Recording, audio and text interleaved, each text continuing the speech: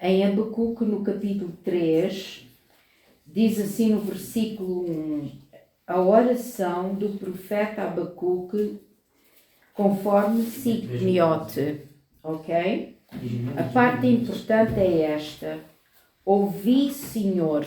Isto é a resposta do profeta a Deus. E se nós fôssemos estudar o que é que ele e Deus falaram, vamos ver que muitas vezes é as conversas que nós temos com Deus. E o profeta responde a Deus: ouvi, Senhor, a tua palavra e temi. Deus tem uma resposta quando nós pensamos: eu não entendo isto, mas porquê é que aquilo? E Deus falou com o profeta e o profeta reconhece. E diz ele: Senhor, ouvi e temi. Esta é a parte importante. Aviva, ó Senhor, a tua obra no meio dos anos, e no meio dos anos faze-a conhecida. Na ira, lembra-te da tua misericórdia.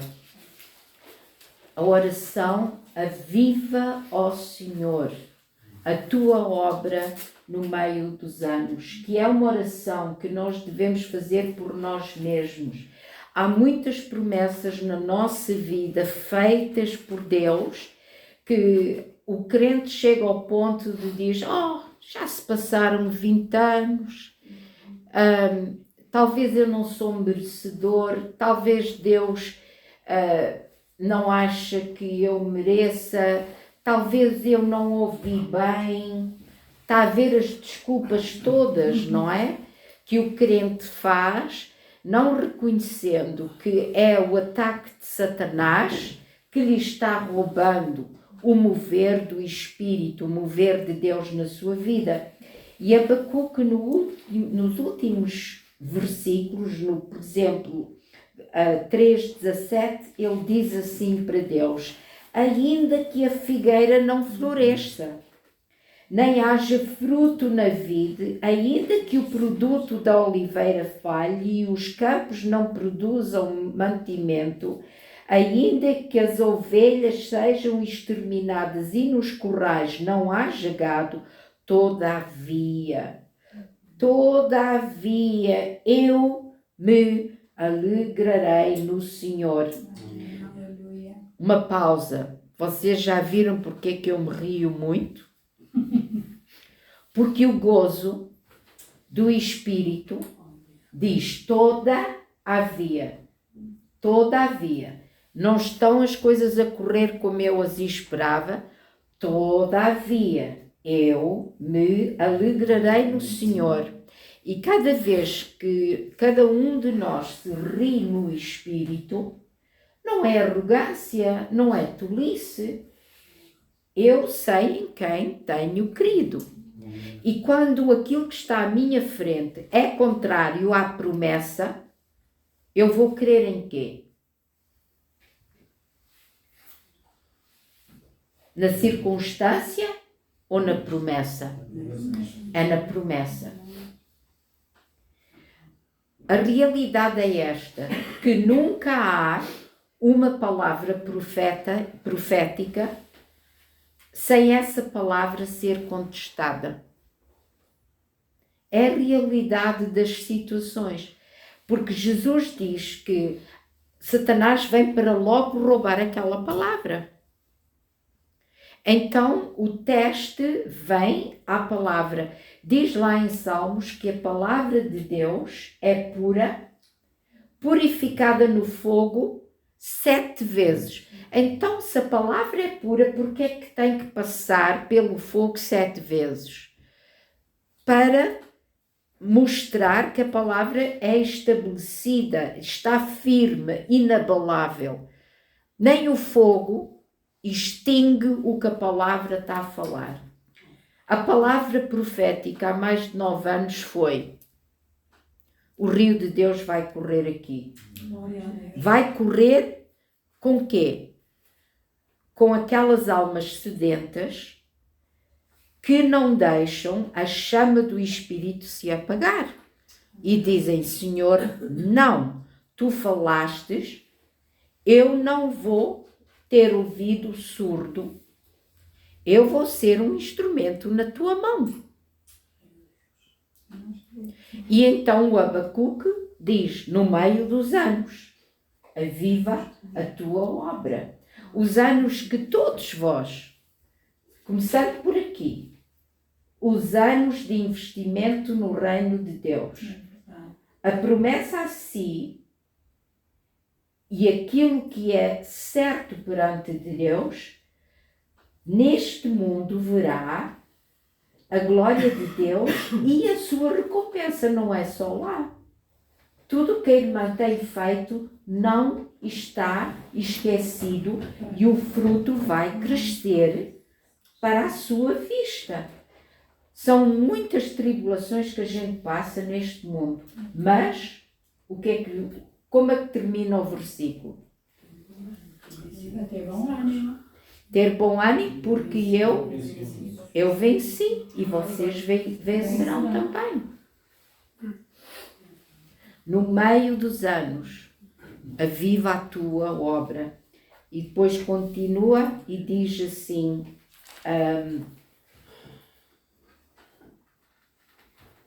exultarei no Deus da minha salvação, o Senhor é a minha força, torna os meus pés como das corças e me faz andar sobre lugares altos. E notem bem que isto foi escrito para o diretor da música. Um hino. Isto é um hino para meus instrumentos de corda.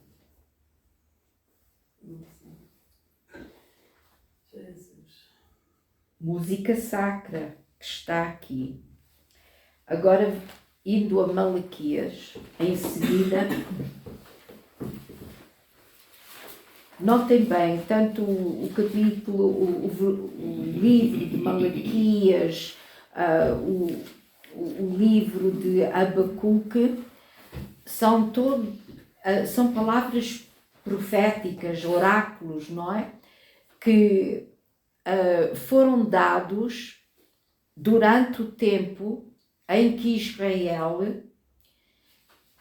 estava num estado, vamos lá chamar débil, espiritualmente, ok?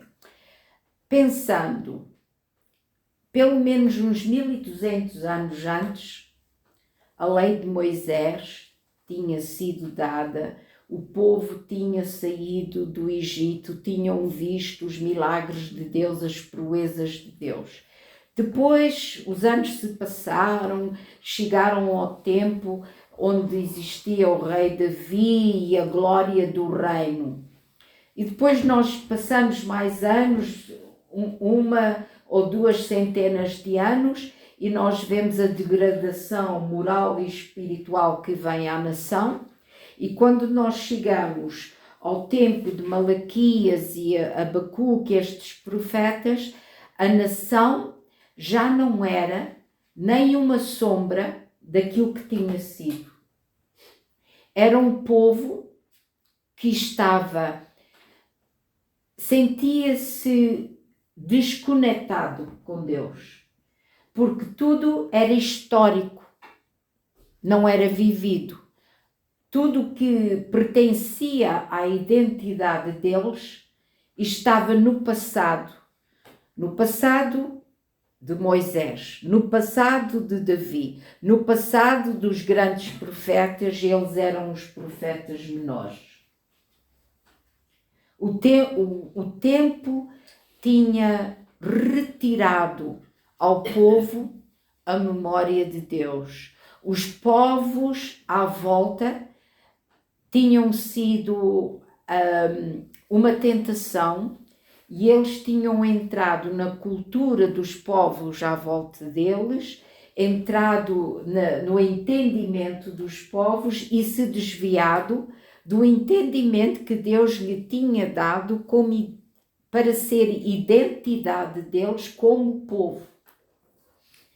E é aqui que Malaquias dá o oráculo dele e, recapitulando um bocadinho só do que foi dito na parte 1, ele diz: no dia que vier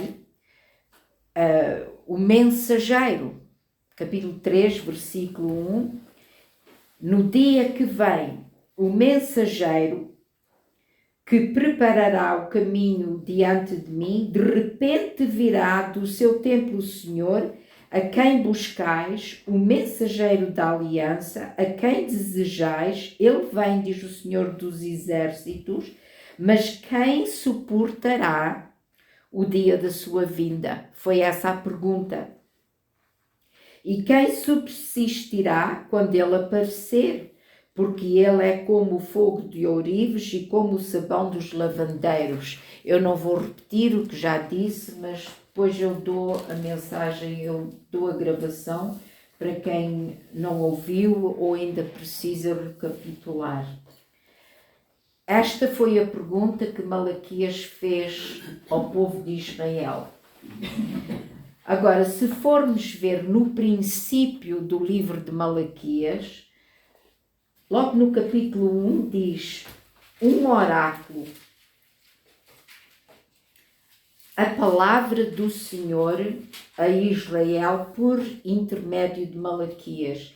Esta palavra, um oráculo, se formos a ver no hebraico, o que ela significa na sua inteireza é assim: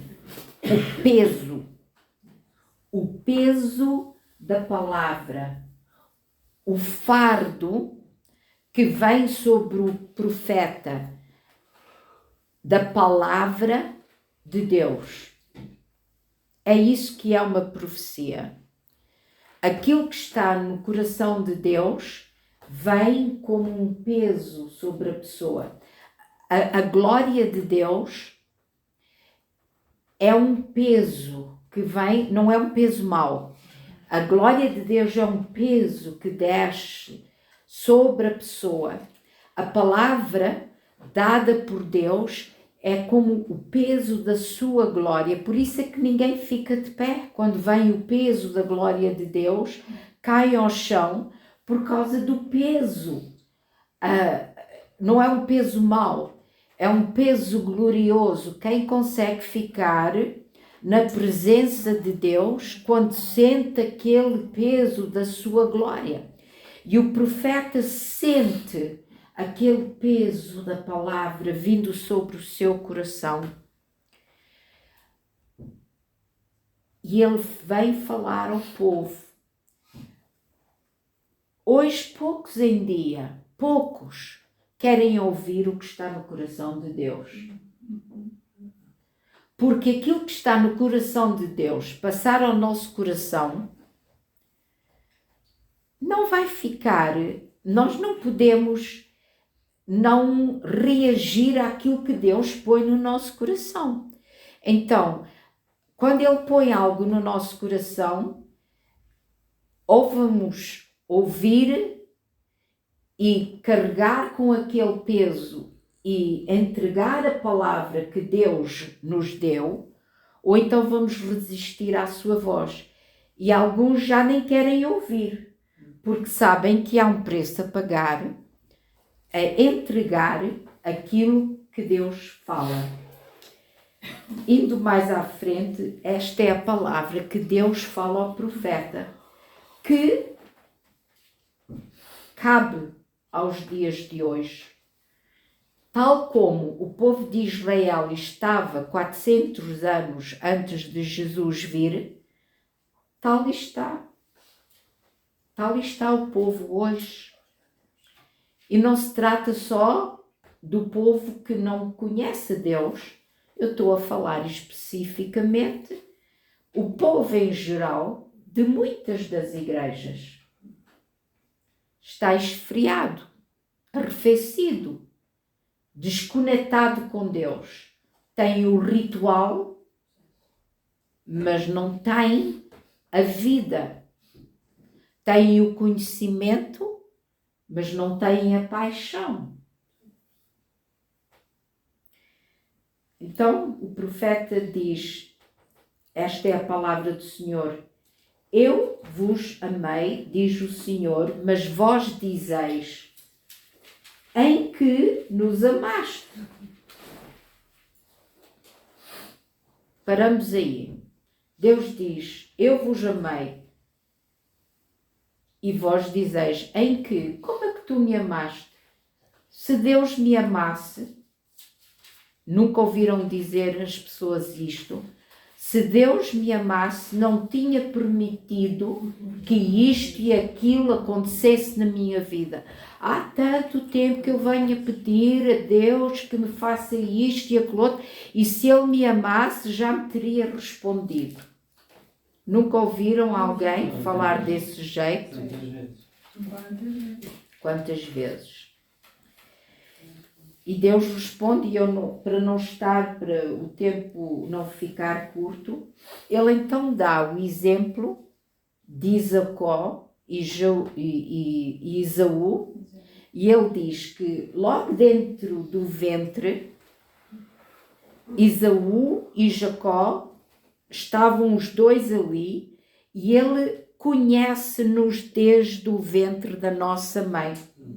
Ainda nem um nem o outro tinham feito coisa alguma, mas já eram conhecidos por Deus. E o que é que Deus conhece acerca de nós?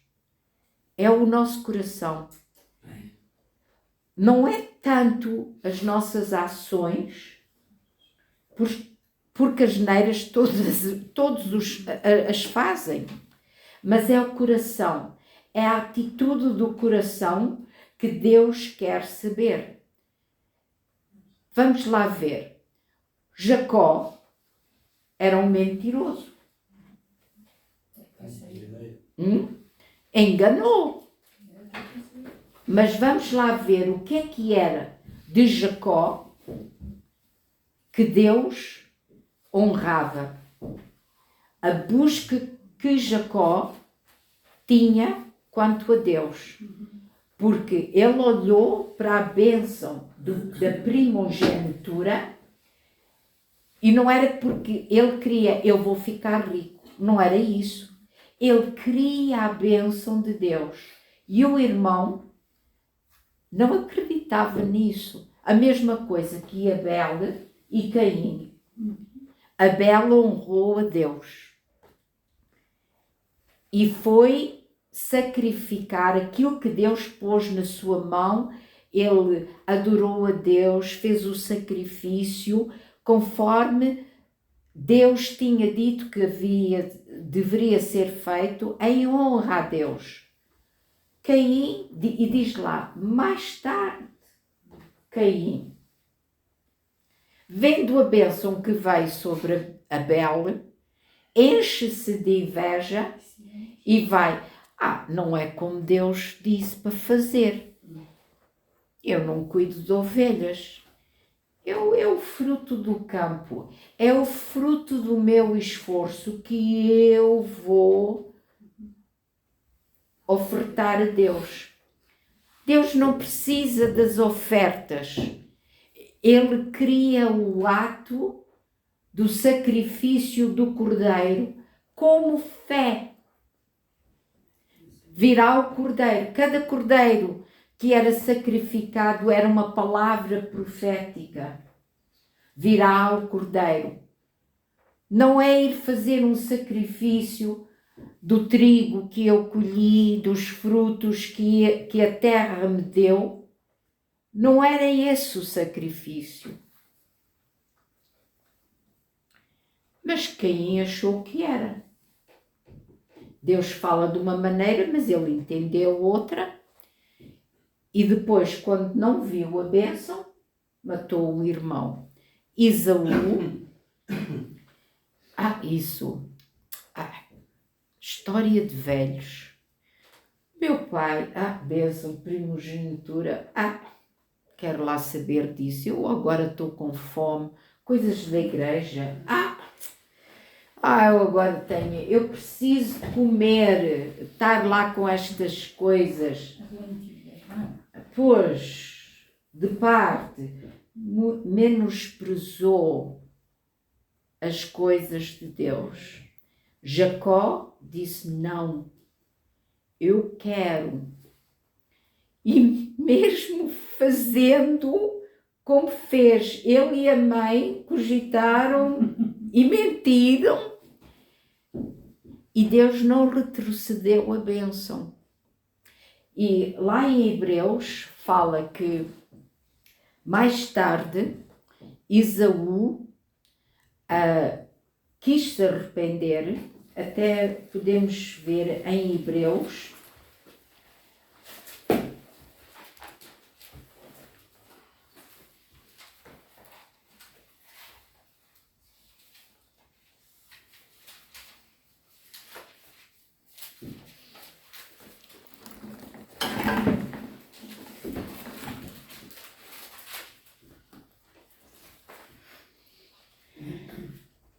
No capítulo 12,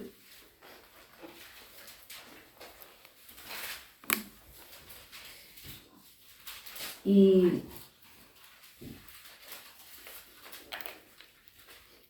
está escrito, portanto, no versículo 16 e 17, mas eu vou ler também uns versículos antes. No 16 diz assim: ninguém seja devasso ou profano como foi Esaú, que por uma refeição vendeu o seu direito de primogenitura. Quer dizer, ele tinha um direito e ele recusou aquele direito. Não creu. Não creu no direito, não creu na promessa, não creu no propósito que Deus tinha com ele, não creu na ordem que Deus tinha estabelecido. Porque que havia a bênção dada ao primogênito? Mais uma direção profética. Porque haveria de vir um que seria o primogênito de todos nós. E cada primogênito deveria ser um oráculo do primogênito que viria. O primogênito deveria ser aquele que ia abençoar todos na família. Porquê? Estando a proclamar que viria o Messias, que seria aquele que nos abençoaria a todos. Esaú, deixem-se de tretas, eu quero lentilhas.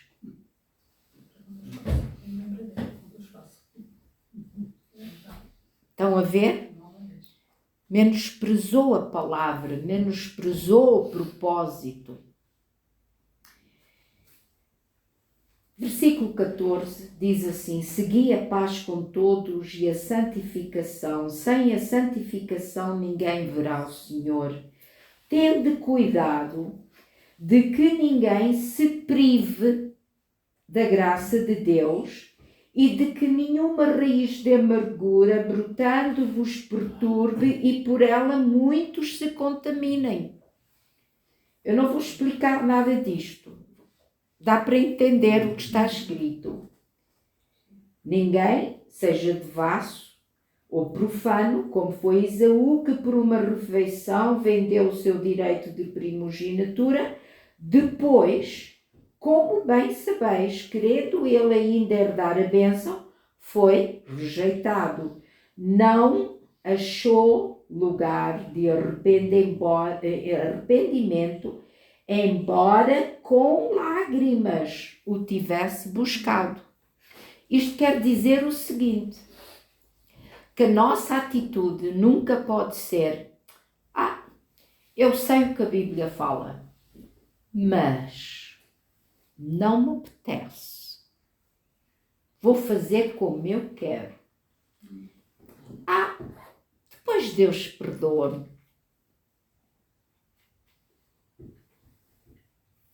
Todos nós conhecemos quem pensa e pratica dessa forma. Versículo 18.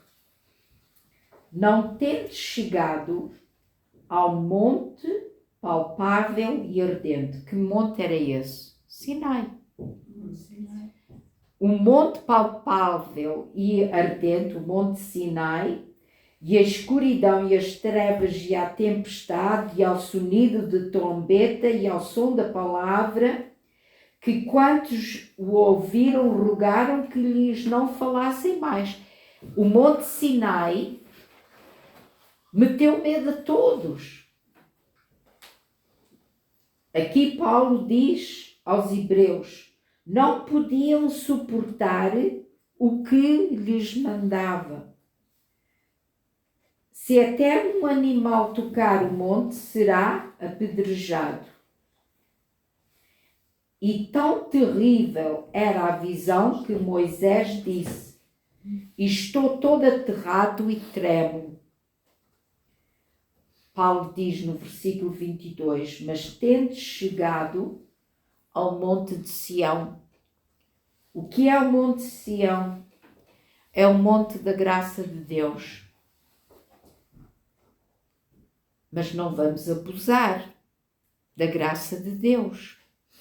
E ele aqui diz, temos chegado à cidade do Deus vivo, à Jerusalém celestial e aos muitos milhares de anjos, à universal Assembleia e Igreja do primogênito e escritos no céu, tendo chegado a Deus, o juiz de todos e aos espíritos de justos aperfeiçoados, a Jesus, o mediador de uma nova aliança, e ao sangue de expressão que fala melhor que o de Abel. E se nós continuamos a ler no versículo 28, diz assim, porque tendo recebido um reino que não pode ser abalado, retinhamos a graça.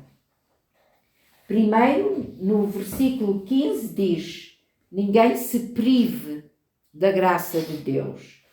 Depois, no 28 diz, retinhamos a graça pela qual sirvamos a Deus agradavelmente com reverência e santo temor, pois o nosso Deus é um fogo consumidor. Malaquias disse, quem subsistirá no dia que ele vier? Ok? O fogo de ourives, o sabão de lavandeiros. Voltando a Malaquias, portanto, no versículo 6, Deus diz, o filho honrará o pai e o servo ao seu senhor. Agora Deus diz, se eu sou pai, onde está a minha honra? E se eu sou senhor, onde está o respeito para comigo? Diz o Senhor dos exércitos, a vós, ó sacerdotes, que desprezais o meu nome.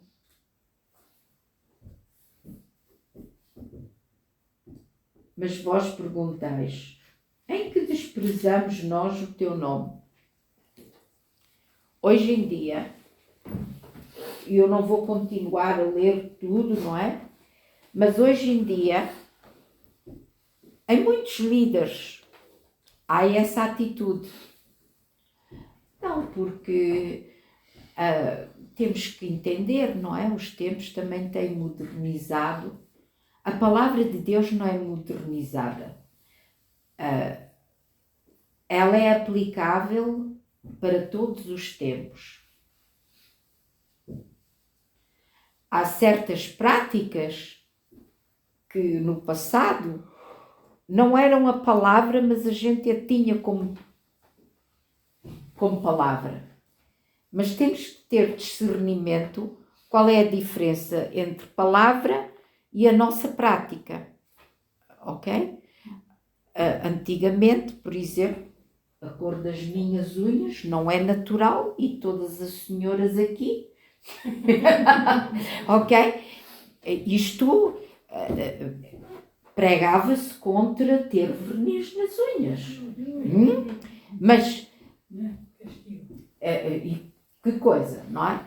Ora, isso era palavra ou era prática? Não tem nada a ver uma coisa com outra, mas aquilo que faz parte da palavra e da nossa comunhão e da nossa honra a viver para com Deus, isso nunca muda. Independentemente do que é a cultura dos dias em que vivemos. Por exemplo, na Inglaterra, e vocês todos sabem disto, que a Igreja Anglicana diz, não, hoje em dia temos 57 géneros de... é géneros que se diz, não é? Só há masculino e feminino, mas não sei lá como é que eles chegam ao número 57, porque nada fica muito claro.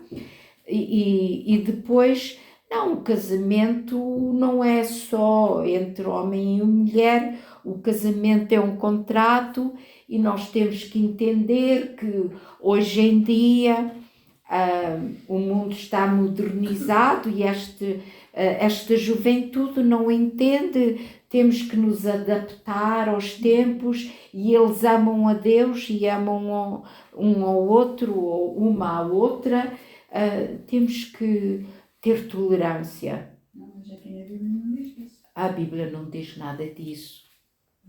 A Bíblia é bem clara quanto a todas estas coisas, mas há aqueles que são sacerdotes, que são pastores, que dizem não, tal e qual como os sacerdotes daquele dia, chamais-me Pai, chamais-me Senhor, mas nem me tratam com a honra devida,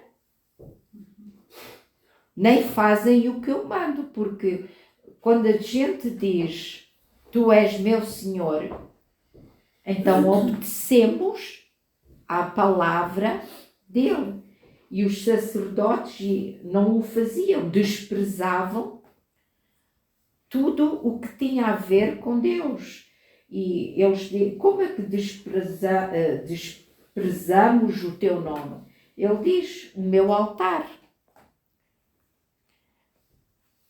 Colocais lá aquilo que é imundo.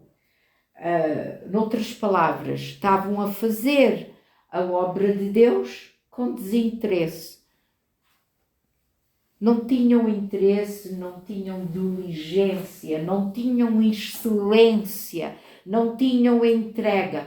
O fogo consumidor que Deus é, não ardia neles. E eu conheço, e todos nós temos observado ao longo da vida, que muitos é uma profissão, não é um chamado.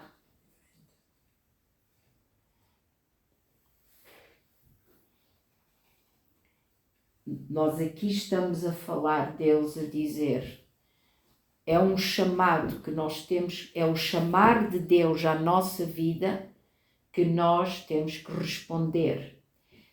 Temos responsabilidade para com o chamar de Deus à nossa vida.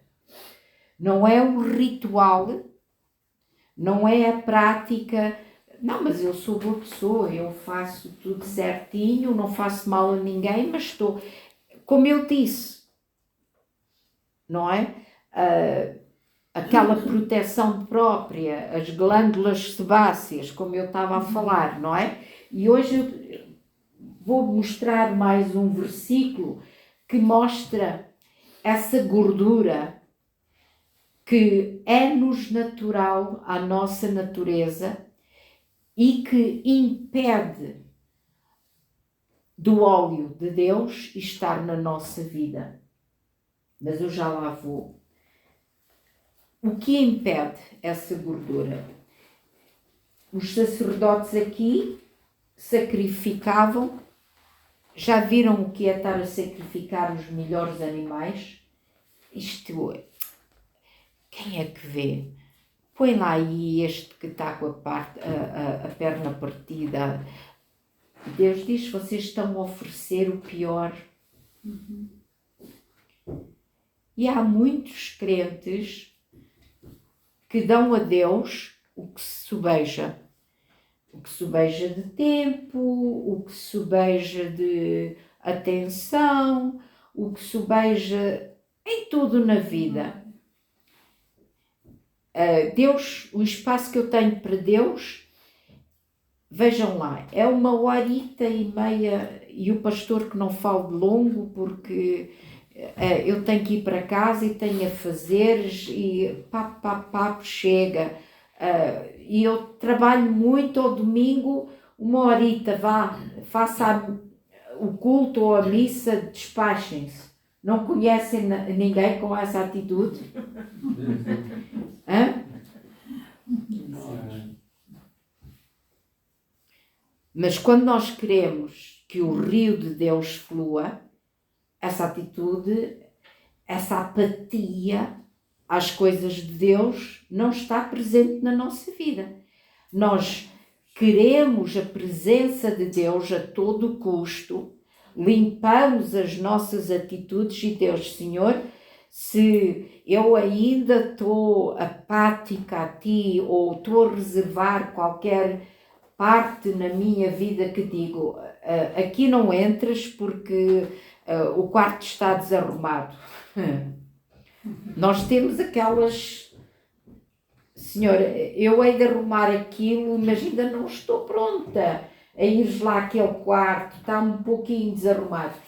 Deus diz, eu sei que está desarrumado e sei que não tens poder para arrumar aquilo,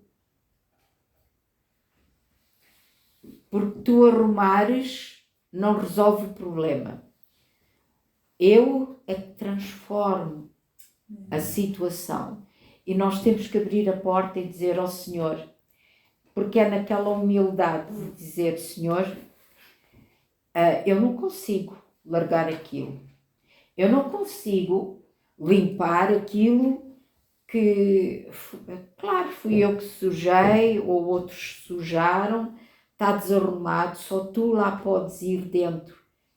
Deus quer ir ao lugar onde nós não podemos.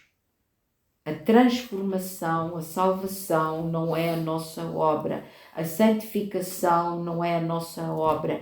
É a obra do Espírito, é a obra do fogo consumidor que nós temos que abrir a porta e dizer, entra lá, Senhor Jesus, que eu me humilho, faz o que tu tens a fazer. E é muito mais fácil do que eu estar a me esforçar e 10 vezes ao dia anda lá sua burra que ainda não aprendeu. Estão a ver, é o nosso... E depois falamos connosco mesmo de uma maneira que está mal. E versículo 9 diz assim, suplicai o favor de Deus para que se compadeça de nós. Com tal oferta da vossa mão, aceitará Ele a vossa pessoa?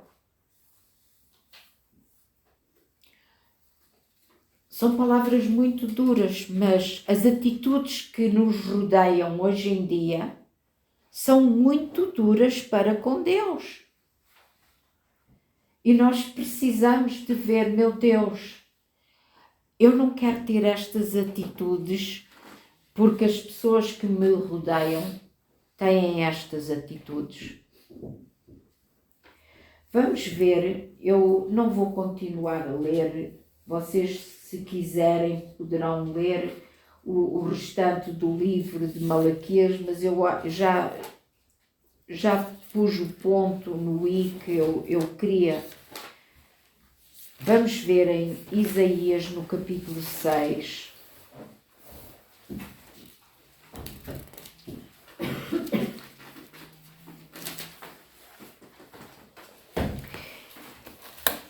E vou começar no versículo 1. Isaías 6, no versículo 1, diz assim: no ano em que morreu o rei Uzias. É interessante aqui, no ano em que morreu o rei Uzias, aconteceu alguma coisa a Isaías. Diz ele: eu vi o Senhor. Às vezes é preciso acontecerem coisas muito grandes numa nação, no mundo, haver uma transformação política, haverem acontecimentos de grande porte, para haver um movimento nos lugares celestiais. Estão-me a compreender? E no ano que morreu o rei Uzias, eu vi o Senhor assentado sobre um alto e sublime trono, e as orlas do seu manto enchiam o templo.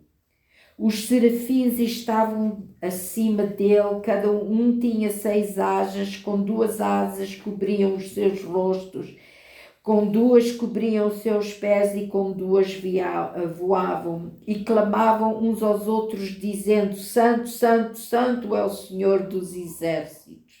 Toda a terra está cheia da sua glória. Toda a terra está cheia da sua glória. Vocês sabem o que se estava a passar naqueles tempos em Israel? A decadência da moralidade, a decadência da nação, já naquele tempo, a rebeldia que estava na nação de Israel.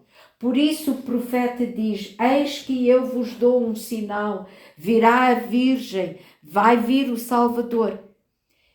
Isaías estava a viver num tempo como o tempo que nós vivemos, mas no meio daquele tempo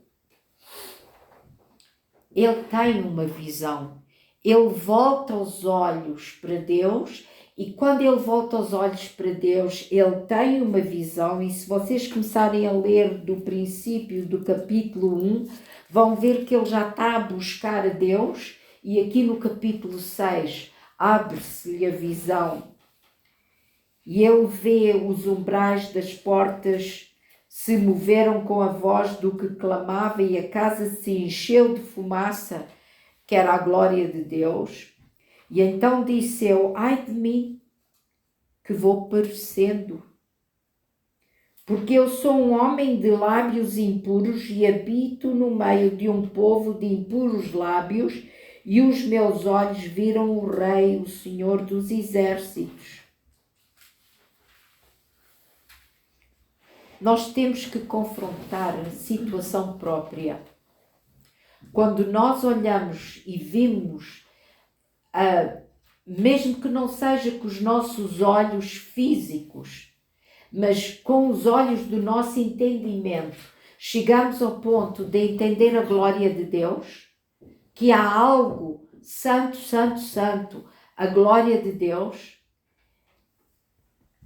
É um momento de reconhecermos: será que eu estou adormecido ou adormecida espiritualmente? Será que eu tenho que... Será que eu tenho que acordar espiritualmente? Será que alguma coisa na minha vida tem que ser posta em lugar? Será que eu não ligo, menosprezo, não... deixa para lá. E Isaías diz: eu sou um homem de lábios impuros. Eu tenho a certeza que os lábios de Isaías só faziam uma coisa, que ele não usava palavrões. Quando ele fala aqui de lábios impuros, ele está a falar daquela língua que só lastima, que só está a reclamar. Desde o capítulo 1 ao capítulo 6, ele só reclamou perante Deus. a língua que critica tudo, a língua que não está com fé. E ele diz assim: mas um dos serafins voou para mim trazendo na mão uma brasa viva que tirara do altar com uma tenaz. Com ela tocou a minha boca e disse: vê, isto tocou os teus lábios e a tua iniquidade foi tirada e purificado o teu pecado. Depois disto ouvi a voz do Senhor que dizia: a quem enviarei e quem há de ir por nós? Quem será meu instrumento? Então disse eu: eis-me aqui, envia-me a mim. Então disse ele: vai e diz a este povo: ouvis de fato e não entendeis, e vedes em verdade, mas não percebeis. Engorda o coração deste povo, endurece-lhe os ouvidos e fecha-lhe os olhos. Não venha ele a ver com os olhos e a ouvir com os ouvidos e a entender com o coração e a converter-se e seja sarado. Vou explicar isto um pouco. Engorda o coração deste povo. É a maneira como está traduzido. No hebraico diz: a gordura do coração deste povo. Ok? Noutras palavras, aquela gordura no coração, e no mundo natural é assim, um coração cheio de gordura, o que lhe acontece? Para. Fica endurecido com a morte.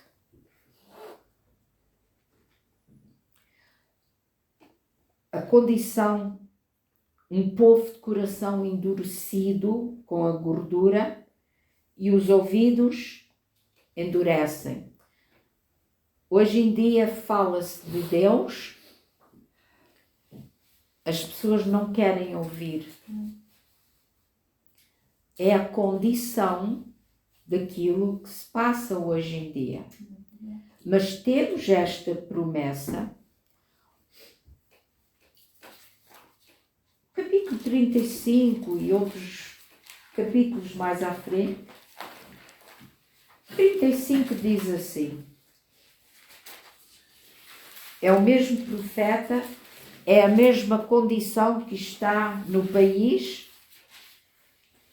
E diz ele: o deserto e os lugares secos se alegrarão, o ermo exultará e florescerá como a rosa, abundantemente florescerá e também exultará de alegria e romperá em cânticos. A glória do Líbano se lhe deu, a excelência do Carmelo e Saron. Eles verão a glória do Senhor, a excelência do nosso Deus.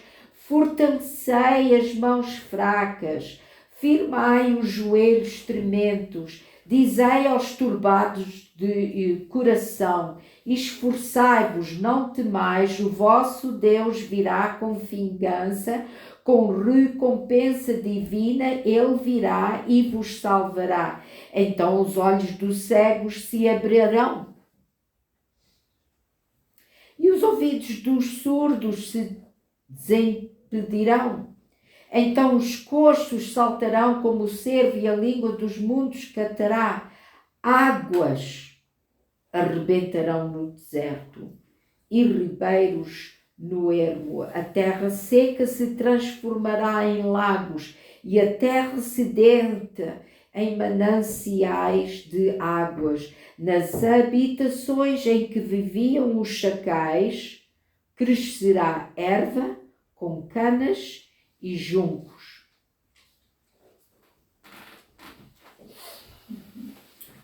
No meio de todo aquele caos, é a palavra de Deus que vai transformar o deserto. Mas Deus precisa daqueles que farão como Isaías. Primeiro que voltam os seus olhos para o trono de Deus e veem lá a glória de Deus, porque há muito crente que não consegue enxergar a glória de Deus. Verdade? Já não veem nada. A única coisa que vê é: eu já estou salvo e, oh, Senhor, leva-me. Hei de ir para o céu, mas não enxergam a glória de Deus neste mundo. A tropa elite, estão todos presentes? A tropa elite sabe. A glória de Deus está presente. Ok? Está presente na minha vida. Eu sou um instrumento. Senhor, traz a brasa. Limpa a minha boca. Tira a gordura a mais no coração, que eu não quero que o meu coração pare. Limpa tudo. Onde houver qualquer dor, limpa, porque a gordura, o peso que nós temos a mais, não podemos correr com o embaraço, como diz lá em Hebreus. Deixemos para trás todo o embaraço e o pecado. O crente muitas vezes só pensa: eu já não peco, já não estou a pecar, não estou assim, não estou a... já tenho uma vida limpa. E o embaraço? Deixemos todo o embaraço. Há muita coisa que embaraça a vida do crente e as atitudes que nos embaraçam. Isaías diz: eis-me aqui, Senhor. E tem que ser essa a nossa reação, mediante tudo. A oração de Abacuque: no meio dos anos, aviva a tua obra. Eis-me aqui, Senhor. Aviva a tua obra no meio dos anos, faz a tua obra notória. Já está na hora de, em Chaves, Deus fazer a sua obra notória.